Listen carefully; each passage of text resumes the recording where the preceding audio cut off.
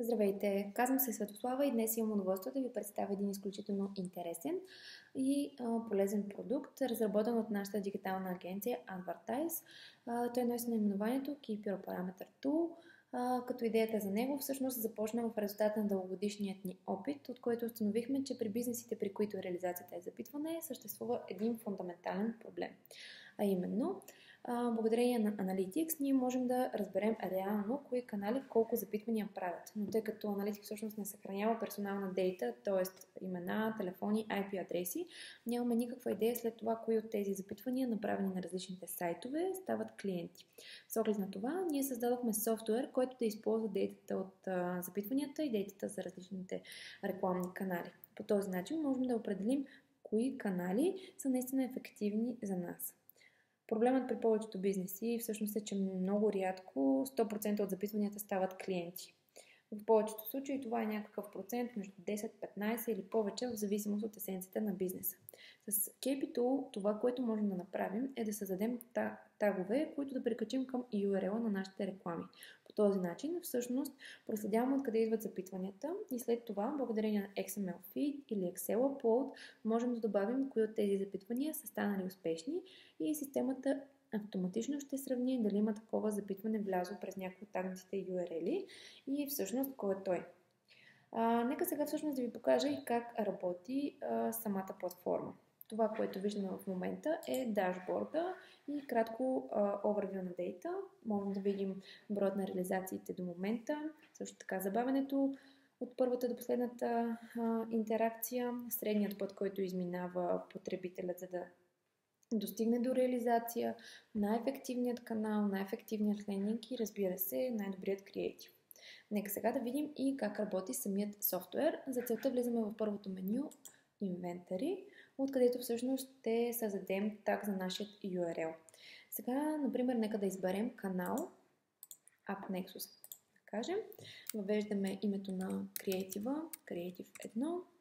Избираме начинът на плащане, в случая на клик, след което въвеждаме името на лендинга.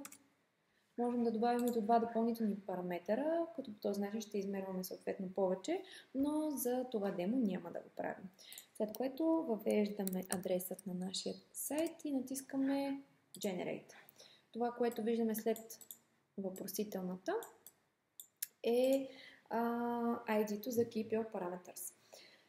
Можем да тестваме тук, можем да копираме, като след като сме копирали линкът, го поставяме в нашите рекламни кампании, в Google AdWords, в CPM кампанията, в Facebook или където другаде това ни е нужно. И след като направим това нещо, можем да тракваме запитванията. Това, което всъщност прави Keep Your Parameter Tool доста по-различен е всъщност, че записваме и клиентското инфо, като към него добавяме информацията за това откъде е дошло самото запитване. Тоест, в това поле Client Info ние виждаме запитването.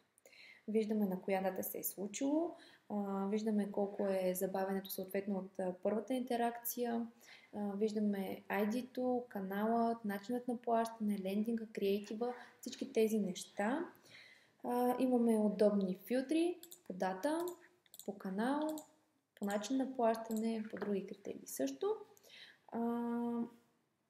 Имаме колона и наречена Success, която служи за да отбележим, когато този потребител е станал наш клиент, след като направил запитване, можем да го направим ръчно или чрез XML feed или Excel upload, като съответно след като той е станал, маркираме и въвеждаме сумата, която сме спечелили от този клиент.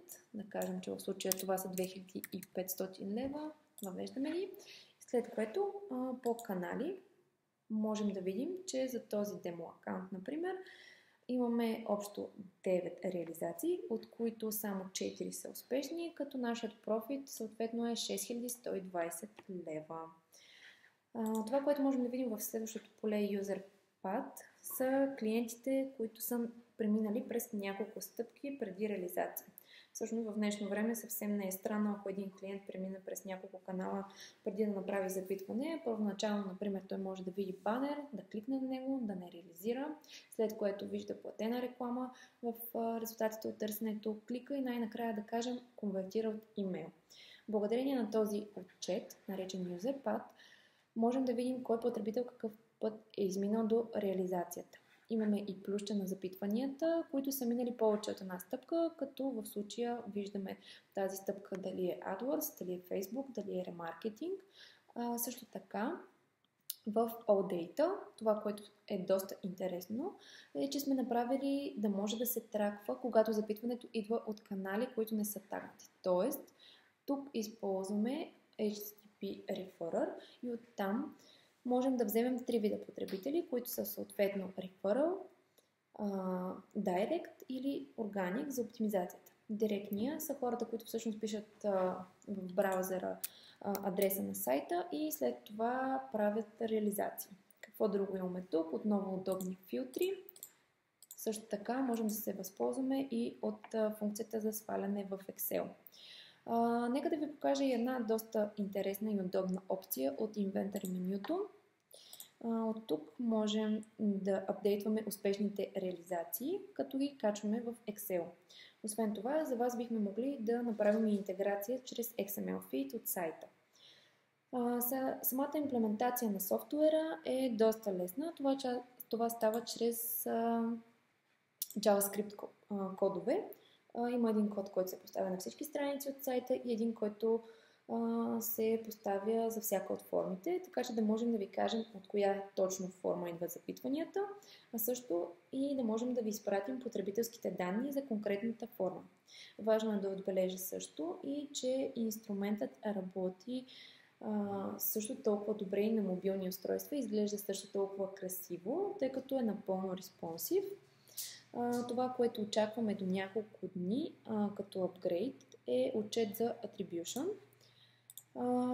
Тоест, когато имаме повече от една стъпка в UserPath и съответно успешна реализация, да можем да изчисляваме всеки канал до каква степен е допринесен. Друго изключително важно и интересно е също, че ще записваме и lifetime value на вашите потребители, т.е. ако те правят повторни транзакции, това ще се записва в системата и по този начин ще можем да изчислим вашето LTV и съответно да ви помогнем да разберете какъв е вашият break-even point, което ще улесни подбор на KPI за вашата кампания. За момента мисля, че това е всичко. Ако имате желание да научите повече за KP-Tool, не се колебайте да се свържете с нашия екип. Ние ще ви изпратим допълнителна информация. Бихме могли също да ви демонстрираме как инструмента би работил за вашия бизнес. Благодаря ви и успешен ден!